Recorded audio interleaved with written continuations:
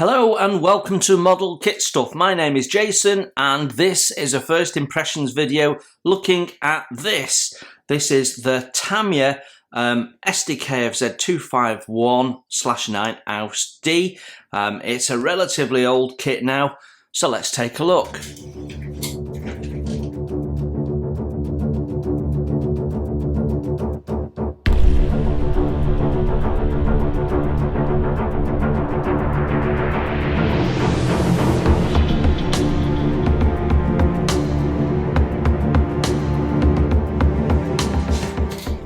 Yes, hello and welcome to Model Kit Stuff. So, first impressions of this kit. Now, I said it's quite old. In the Tamiya world, it's not mega old like some kits we've reviewed. This was a new tool back in 1990. And then the following year, they released the same basic kit, but as a different variant with the rocket strapped to the side. And then this got re-released in 1995 with 3 different figures, and that was the last time that they chucked this kit out. So it's not been doing the rounds for a while, but they are, as you can see, it's possible to get hold of some. I bought this off a friend of mine. So let's have a look. As always, we'll start with the box. So a typical Tamiya box with an artist's impression of what you're going to be building, with no background. It's the way Tamiya work. We've got a really interesting figure here. He's painting camouflage on, which gives you a nice throw into a diorama, or you could use the figure separately. You could be writing graffiti on a knocked out Sherman or something, you know, lots of possibilities. It tells us what the kit is at the top, a Kanonenwagen, and it says that it's 1/35 scale, a precise 1/35 scale static model, accurately reproduced crew compartment, detailed short-barreled cannon, movable front wheels, realistic plastic tracks, includes a lifelike figure, ready to assemble and modelling skills helpful. On our side here, it has a little bit of history and some images showing at least one of the options we're going to have in there, I would imagine. The 2 sides pretty much say exactly what's on the front, other than on this side we have the kit number, which is 35147, and then on this side we have an interior cutout view showing you what you're going to get on the inside, a rear cutout view, and then a winter camouflage scheme. So, usual sort of relatively flimsy single cardboard box. I always think that Tamiya packaging is just a touch on the flimsy side. So, let's have a look at what we get in the box. Well, we've got to consider that this is 33 years old now, this kit, so we need to bear that in mind as we review it. We can see that the instructions are starting to yellow, actually, so we'll take those, put those out to one side, and also I've got curling of the decals, but they should be okay. I do find that over time Tamiya's decal film is prone to yellowing. That's quite a common issue with decals, but Tamiya's seem to yellow a little bit quicker than some others.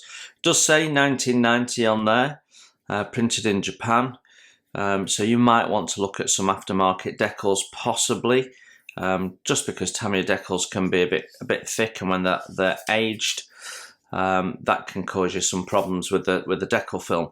But we'll talk more about that when we review them.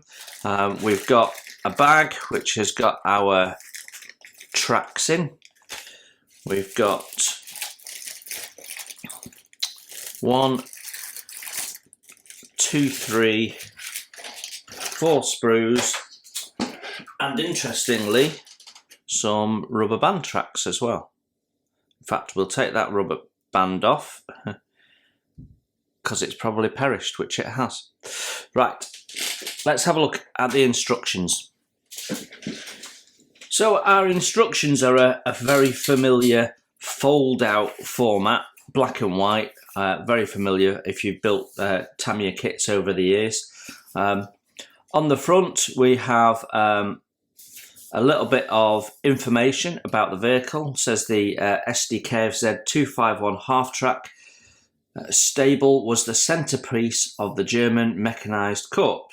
So, and then it'll go on to tell you a little bit about early models and so on and so forth. And we actually get an image of the built-up model here, unlike on the box. Then, as we turn the page, we've got some instructions, study instructions carefully, that sort of thing. List of tools that you need at a basic level, and then we've got our paint call out. Obviously, all Tamiya paints. So yeah, whole raft of colours there. So because we've got a full interior, there'll be all sorts of bits and pieces, and of course, this will also cover the figure as well. And you might find that actually using more on the figure than the vehicle possibly. And it will cover all of your paint options as well. So if you're doing Scheme A and Scheme B, it's all listed in there. They don't separate them like Humbrol do. Airfix, I should say. Right, so then we are into step 1. And we're putting in the rear doors. The rear doors are fixed, but it wouldn't take much to take a razor saw to that, cut that in half, cut your hinges in half, and then pose it if you want to show it with doors open, or one door open, one door closed, something like that. That would be very doable. And when we look at the parts, we'll perhaps have a bit of a look at that. Then we've got the mounting points for all the wheels as a separate plate. On the remainder of the body being a sort of bathtub style single molded piece. Then in step 2 we're building up the front suspension there, by the looks of it. Yeah, I would think so. And then step 3 we are putting wheels on, which I've got to be honest, I wouldn't be doing that at this stage, because I want to be able to get in and paint all that before I put wheels on. So I would probably leave those off. I might well build them up and paint them at this stage, but we'd leave them off till final assembly. Interleaved wheels. So you'll have a build sequence to do, and you'll certainly have some fun cleaning up all the wheels. Then we are in step 5, which is building up the interior. So we've got driver's position, basic controls, handbrake and gear shift and the like going in. A storage box, which I think also doubles as like a seat, and what looks like from this angle a collapsed seat or a bench or something like that. I'm sure we'll understand it better when we look at the parts. Then what they're calling the main panel, which is the dashboard. You've got the paint instructions being given there, as they always do all the way through. We've got a gas mask canister going on, steering wheel going on, one of those that sort of faces down, so it's sort of upside down, but you soon get used to it, is my understanding. Never driven a vehicle like that, but as I film this, I'm currently building the ferret, and the ferret works in exactly the same way. So having built that up, we've got like a separate plate that goes in. So it means that you've not got all the ejector pin marks to fill, because they've put it on a separate plate, hopefully. So that's a nice touch. Then we've got a radio set going in, more storage, painting instructions for the radio set, which is nice. Also means that there's no decal. I've not seen any decals as yet for this. So then we are on step 7, which is building up the gun. which carries on in step 8. We're adding the seats and some of the adjusting controls and scope and stuff, and then we are placing that in its mount. So yeah, very nice. Fire extinguisher at the back. What looks like more storage with a cushion back, so that is some form of seat in there. Is that right? Step 9, yeah. Step 10. And this is showing us how to build up the elastic band tracks. But no mention of the plastic ones, I don't think. Note the direction of the tracks. Cement. Yeah, this is just how to build up the rubber band tracks. So there might be something more about the plastic tracks later on. Then we've got step 11. We're putting the front mantle in with the driver's vision port and the opening for the gun. Then we've got the side pieces going in with the stowage doors. And just giving you a little bit of information about how to properly seat the parts, which is great.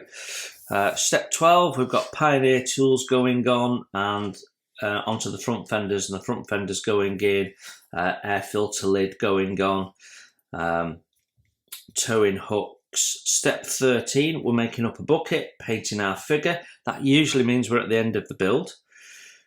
Then we've got lamps, mirrors, width markers, and a machine gun mounted on the back, rear light cluster going on.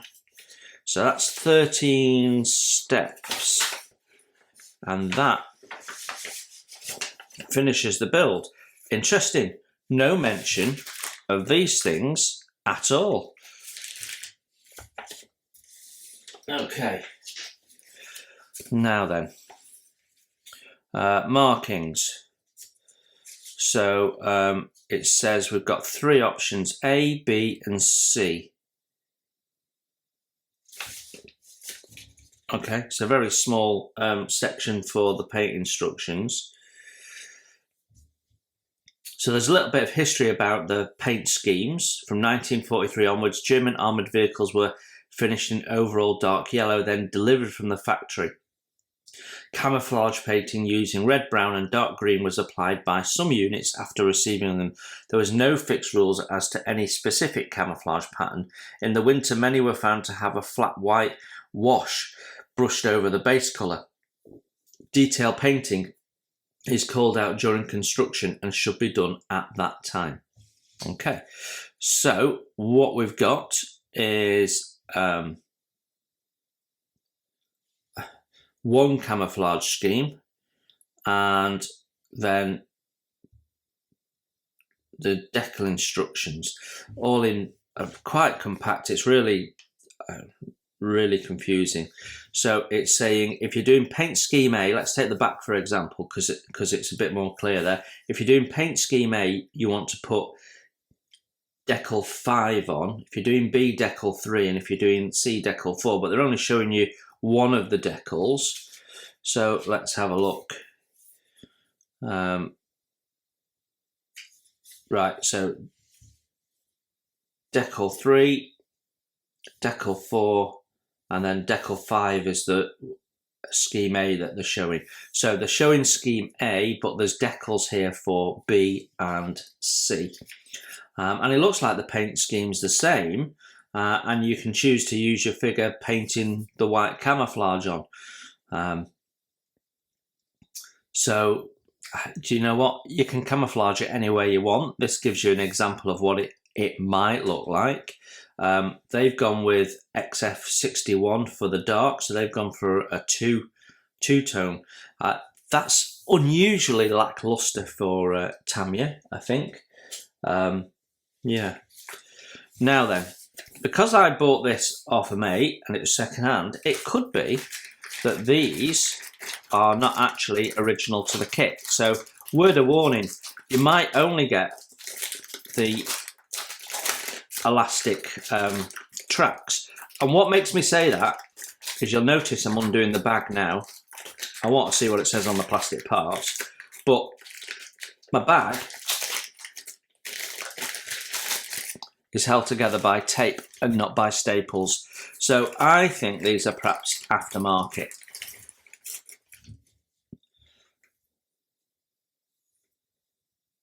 Yeah, I think these are aftermarket tracks.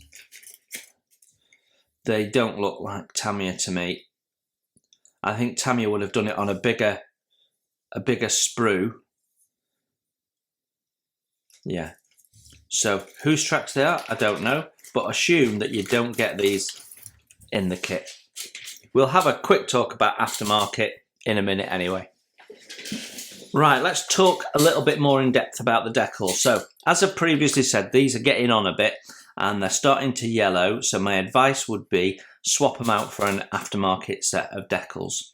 And that might cover off one or two things that are not on here as well, because what you've got is basic divisional markings, national markings, regimental markings, and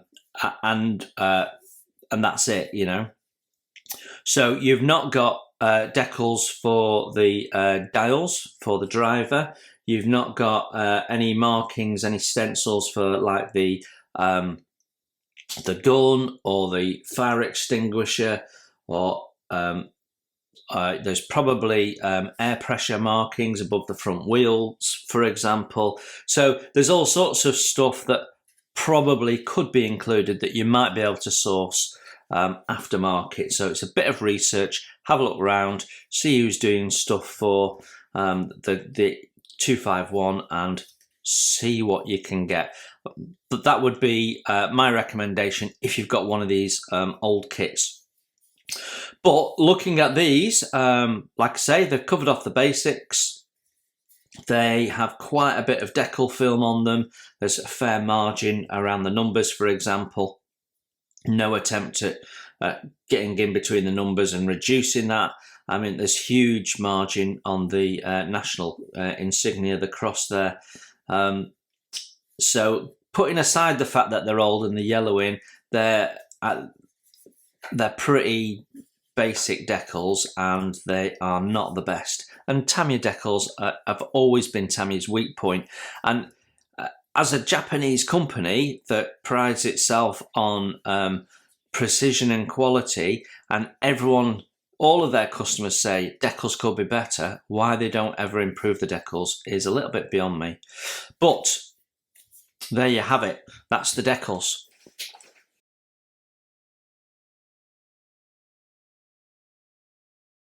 Right, let's have a look at the plastic, and as always I'll take some separate close-up photographs so you can get a good look at what's in the bags. And as you can see, since this was produced in 1990, nobody has actually had a look at the parts, because I'm just taking the staples out now.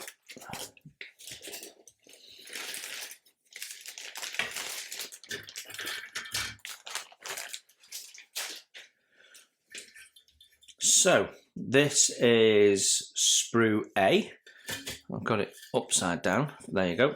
And as you can see, you've got the main structural parts here. So all the large parts are on this sprue, I think, pretty much. So at the top there, we've got some of the levers and stuff that go inside for the driver, steering wheel, Notex lamp, gas mask canister. That's to do with the front suspension, as I recall. And then we've got these back doors, and okay, yeah, you could easily take a razor saw to that and open them up. They're a little bit thick maybe, and they've got a recess which is for locating them. So don't know how authentic they would look opened up, to be honest. But it's a consideration, isn't it? In their own right, the moulding detail is very fine. The hinges look great, as do the handles.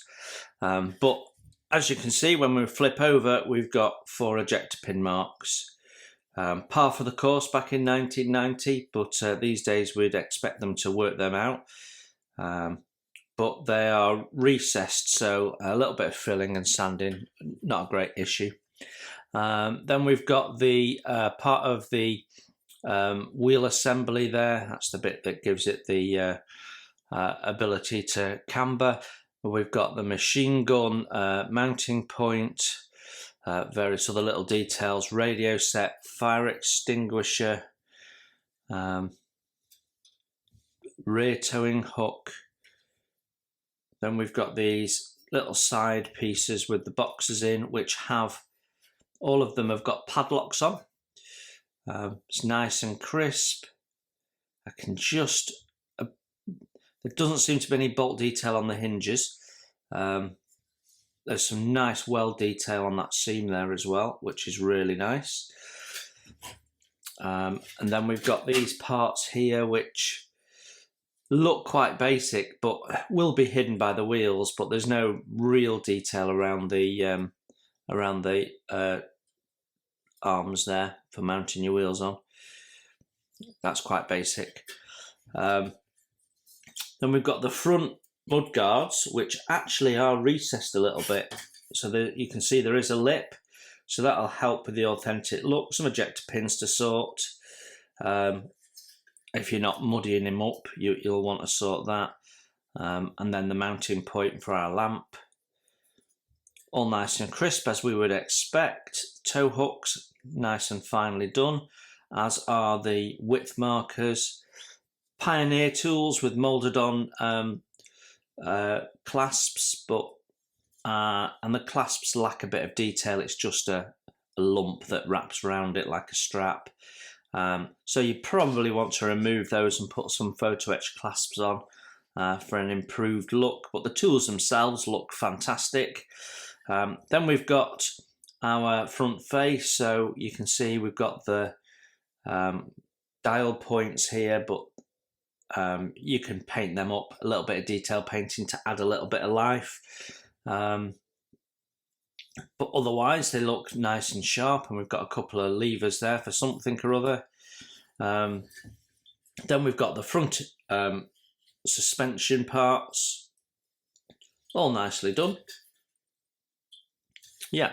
Then when we look at this is the bottom half of the hull, for want of a better term, I guess. You've got the engine sump there moulded in as a block, so again that lacks detail, but you're not going to see a lot of that, are you?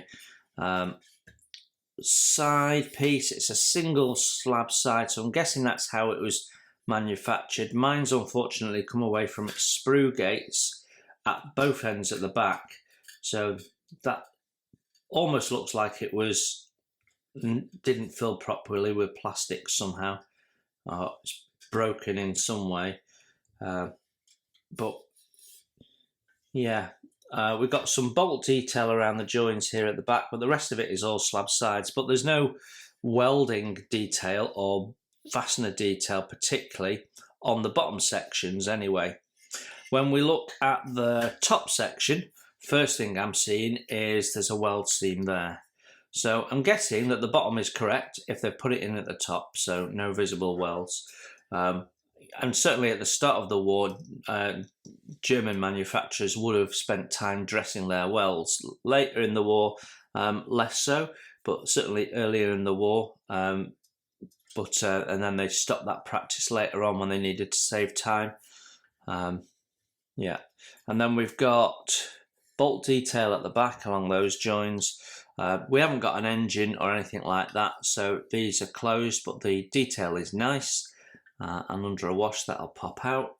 And then we've got a blank face on the front because I don't know, does it have a visible grille? I think it's just a slab armoured piece, isn't it? There you go. I'll take some pictures and we'll chuck them in a sec.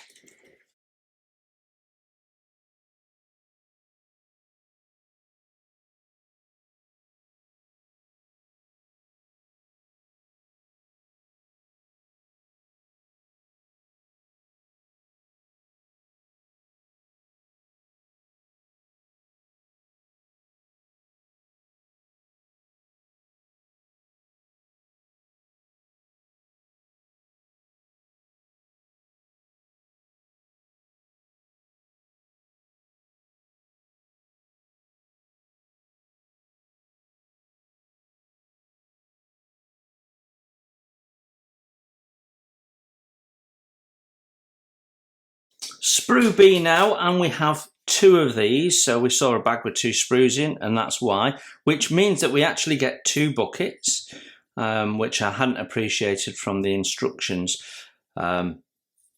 So yeah, so we've got 1 front wheel on here, which is moulded with the wheel and tyre in place, and then you've got, it was quite a common practice for Tamiya, as I recall. You've got the rear hub with a bit of tyre in, which you then put in the back. But usually they fitted quite well. And that will be the rear hub bit that mounts onto the nub for the wheels. So yeah, detail looks nice. No sidewall writing, but the tyre detail looks nice, as we would expect.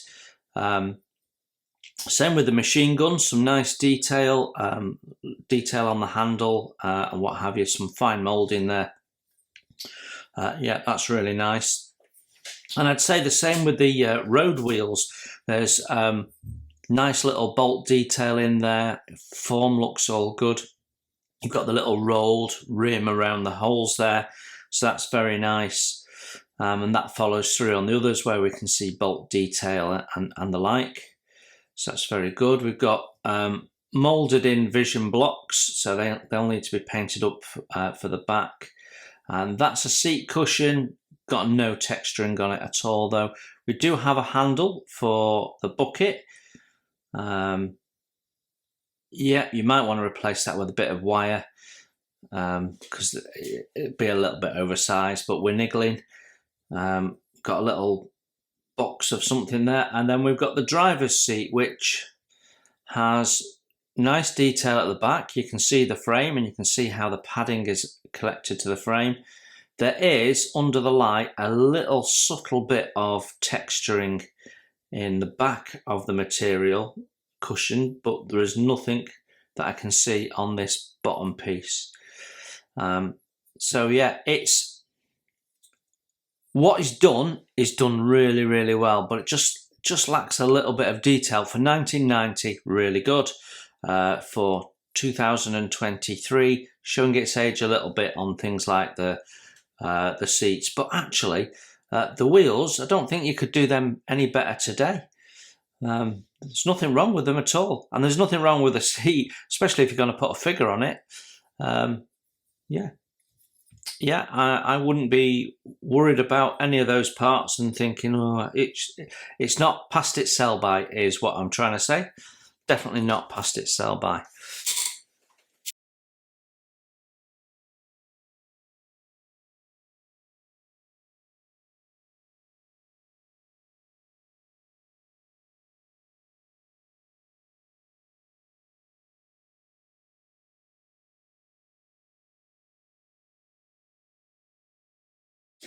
Strangely, considering the comment that I've just made about stapled bags, this bag is heat sealed.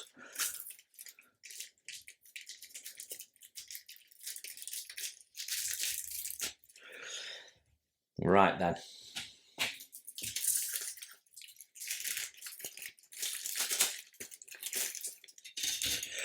So let's have a look. This is our final sprue, sprue C.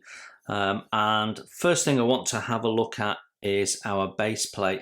And I said when we were looking at the instructions, they've done a separate base plate, and that means we'll get no ejector pins.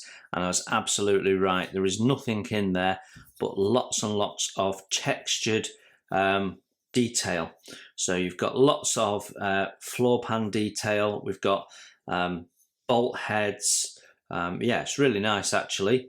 Top down detail is good.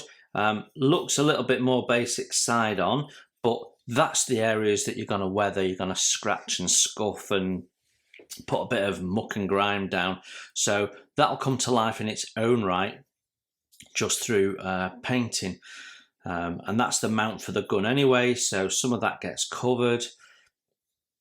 So we've got our gun parts on here as well. All nice and crisply moulded, all looks really nice.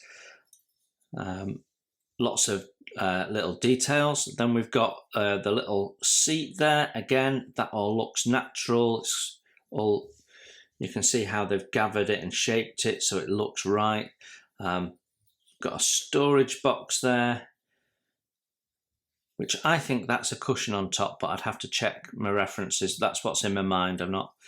And then we've got the gun moulded into its little armoured plate there, which goes onto there and then comes out of there. And that looks fine as well. And it's opened out.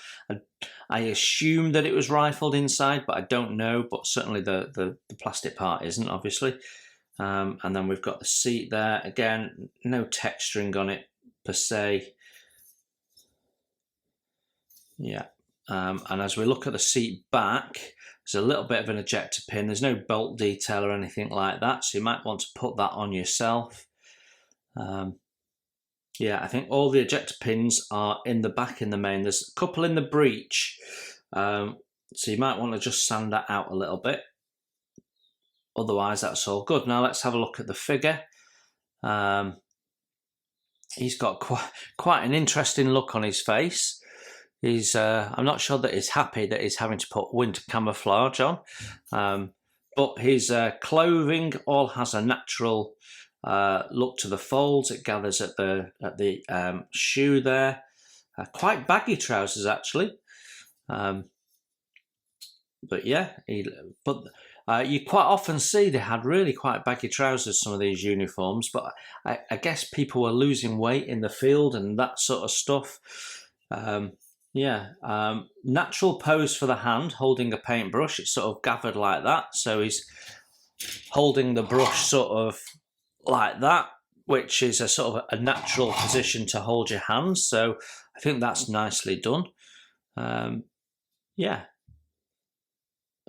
Difficult to know how sharp the detail is until you get some primer down, but I can just see there's a little, I can feel it with my nail as well. There's a little, let me get my pointer. There's a little imperfection in the plastic. So as the plastic's flowed in from the top and the bottom, it's met at this point here. And we've got a little bit of I don't know what the proper term is, but it's like spidering in the glass, but you can actually feel it. So it needs a little bit of filling or sanding out just across there. Otherwise, perfect. There's virtually no seam on it, so cleanup of your figure's going to be fairly minimal. Nice crisp parts, as we'd expect from Tamiya, even 30 odd years ago. So that is the last plastic parts. Let's have a look at the tracks.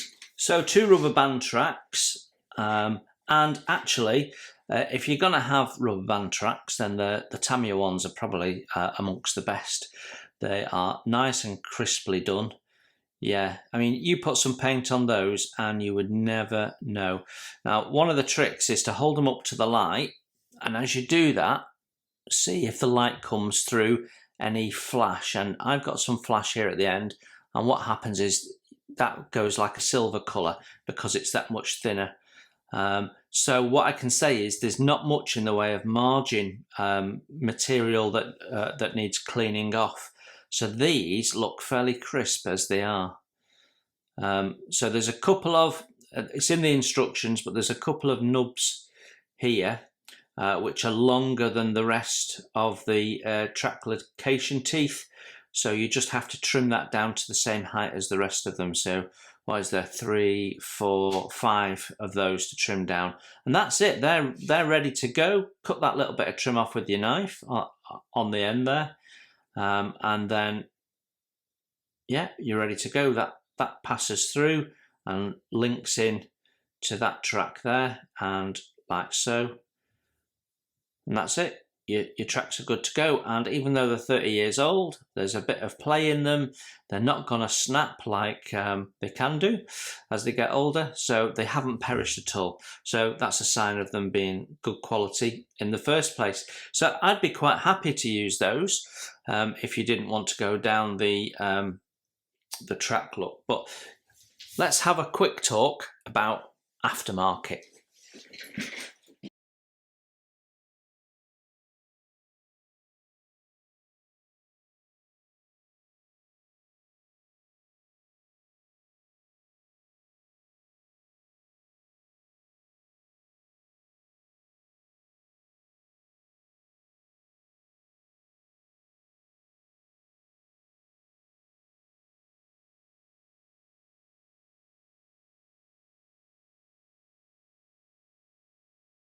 So there's always aftermarket knocking around for these older kits, and we've already established that the kit that I bought came with these aftermarket tracks in, and you can certainly see the difference when you've had a look at the rubber band tracks.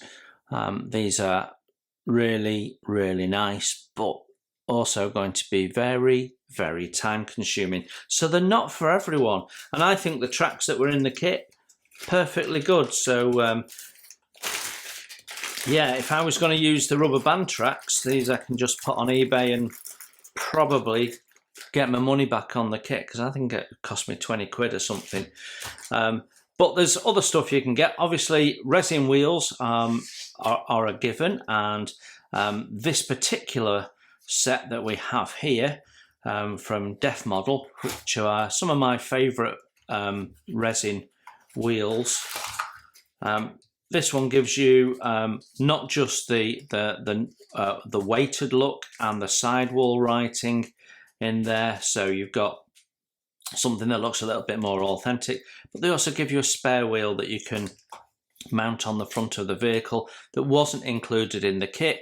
So that's a lovely touch as well, and already you're raising the level of animation of the kit. It also comes with some paint masks, so you can get in there and spray the hubs with your airbrush rather than hand painting them, if that's how you want to do it. So yeah, very nice. And I think that one appears to have broken away from its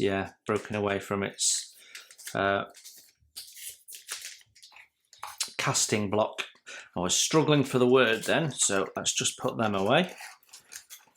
So always a good option to have a look at resin wheels, because they quite often will give you just that little bit more animation than you've got in the plastic kit. Okay, so that's that. The other thing that you can look out for, other than decals, is photo etch. And I'm sure at some point someone's produced photo etch for this, Aber and Edward and the like. But here we've got some photo etched dials. So rather than having to paint them, we can glue these in, and we've got the dials there. We've got 4 different types of dials, and we've also got instruction plates and manufacturer's plates that we can put on there. So that'll really bring that to life. And these are made by Yahoo Models. So yeah, something to look out for. This is actually for the B and C version, but I'm going to use them anyway. So there we have it, the Tamiya 1990 new tool of the MTL SPW Sd.kfz 251/9 Ausf.D 7.5 centimeter KWK 37 long by 24 Kanonenwagen. What's my first impression? Well, I think it's a 1990 kit, but if Airfix, for example, produced this today, you go, oh, that's a very nice kit. It's a bit basic, but it's a very nice kit. And that's because it is. It's a nice kit. Yeah, it's showing its age in places. So now we'd like to see that detail on, and possibly we'd see the cable molded in, possibly. Not that I think that's particularly a great thing, but it's the sort of thing that we might get now. Everything that you need to build an authentic looking model is there. What it lacks is a little bit of detail in places with weld seams. You can see them on this illustration here, and possibly you get some lip or something from the plates and that sort of stuff. So there's little tiny details that are missing. It's just slightly more basic. For example, all the padlocks are clinically perfectly aligned, whereas in reality they wouldn't be. So it's those little things that manufacturers today, they focus on those details, and back in 1990 not so much. So it's those little things that show the age of the kit. But fundamentally, it's a great kit. And if I was going to buy a 30-year-old kit, I'd trust Tamiya to give me something usable more than any other manufacturer. So yeah, I think it's a fabulous little kit. It's got a great figure, which gives you a nice little run into a nice diorama, as I've said. And he doesn't have to be painting a winter camouflage on. The camouflage that was applied in the field, the green and brown, was often hand painted on, not sprayed on. So yeah, there's opportunities because of the thickness of plastic back in the day. There's opportunities to put some dents in and dingers and stuff using whatever your method is. Mine's a soldering iron, but there's lots of different ways you can give it a little bit of a worn and used look, and that's the skill of modelling. And you can get a kit now, and some of the need for that skill's taken away, and sometimes that means it gets a little bit boring, and you get a kit like this, and there's things you want to alter and things you want to change, and that, for a lot of people, is the fun of modelling. So yeah, I think this is a fantastic little kit for its age if you can pick one up. There's nothing bad about it. Probably swap the decals out.